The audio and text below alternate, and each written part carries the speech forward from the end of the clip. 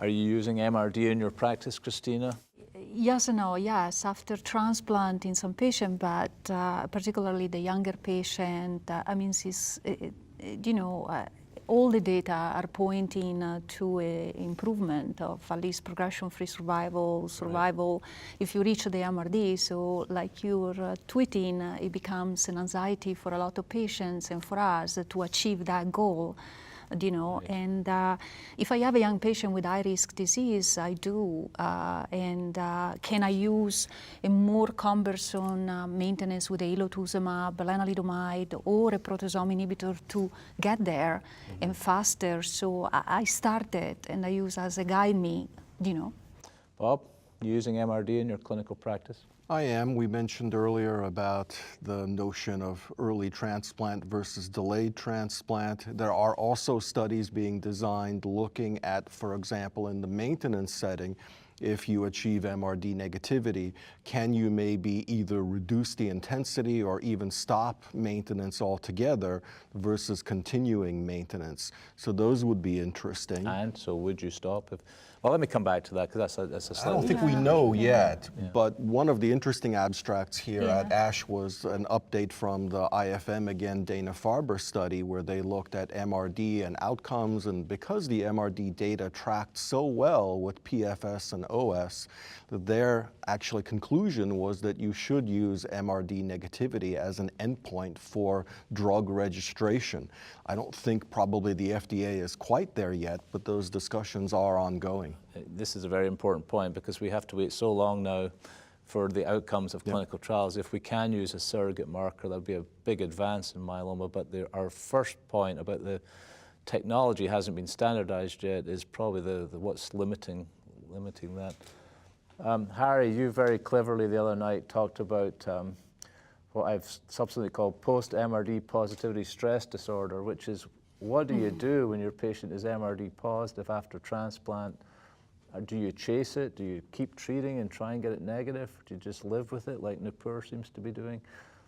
What's your take on that?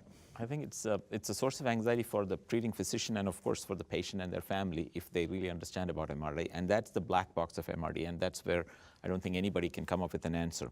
So these are patients who are either on a clinical trial or have read about MRD or heard about experts speaking about MRD, and they want to get to that MRD 0 level.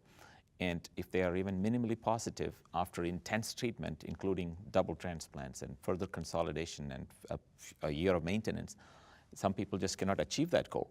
And the question becomes, is it a biology of disease that some people cannot get to MRD negativity and they're going to be okay, or that everyone has to get to MRD negativity? So, yeah, go ahead. I think I just want to push back. I don't like to live with MRD positivity, just so you, but the issue is, people can become MRD negative over time. All of us are doing continuous therapy. In the high-risk patient population, we are already doing a doublet for maintenance, and you can achieve MRD negativity even way down, 18 months into your treatment, and that's something people need to appreciate. but there are two strategies. You can actually pile on more treatment and try to get to MRD negativity, but then what do you do if you still don't get there? Yeah, You've actually exposed the patient now to 5 different drugs. This is where I find myself, like you're chasing it and you keep adding, or you're switching to daratumumab and it's still coming back positive, and at a certain point you say enough's enough. But my understanding from the literature, and I may be off with the numbers, but really only, even with something like VRD and transplant, maybe only a third to half of the patients we treat get into MRD negative states. And that seems to me like we're going to cause a lot of anxiety in the patients who don't get there. A lot of anxiety for the treating physician that somehow they haven't been able to get their patient to that state.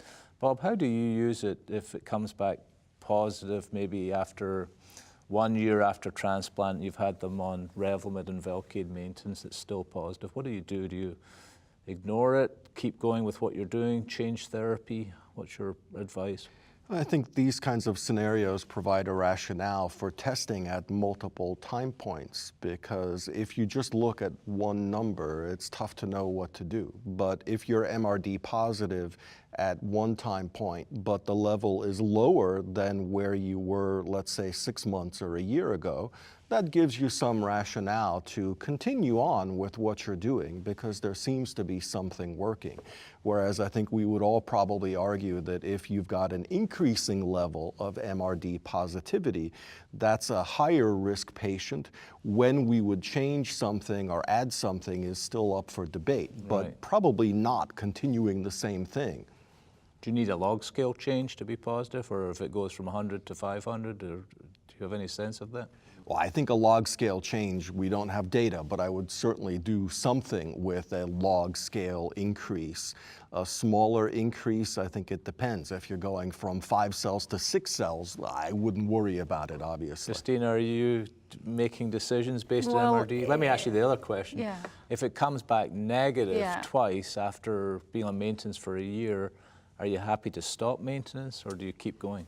Well, that's, I think, something that we will need to investigate further. I think I like the idea of doing sequential, and I attempted in a few patients, and actually where I'm struggling the most is negative, negative, and then positive. We know evidence of progression. What do I do in that situation? And I found myself recently with 2 patients in that situation, and they were all, very upset and clearly, hyperventilating a little bit about what we do next, both in maintenance and... We'll call it MRD hyperventilation yes. syndrome.